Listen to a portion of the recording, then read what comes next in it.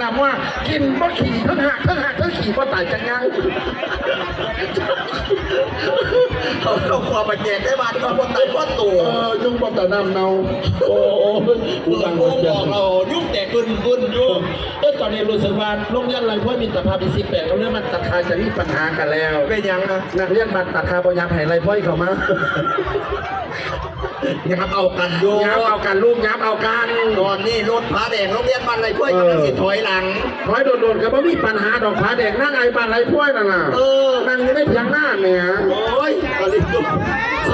ผาแดงนั่งไงก็ได้ตูนชาติให้เป็นยังไงผู้ใดมาเจ้าของเอาผู้ใดมานำเอาลูกมานำผู้ใดแกลูกผู้ใดบ้างดีๆนั่นน่ะการอะไรนั่งอยู่นะผาแดงนั่งไงบ่แม่นลูกจังไหนโอ้ยกะลอกก้อนแม่นั่นแม่เท่าพักขี้แม่กะลอกก้อนคือนั่งกับผาแดงนะแค่จะว่าถือกันนี่ล่ะปีนาซีรถแห่กะลอกก้อนยุคปีนี้งบชนีขี้นับกันสักคน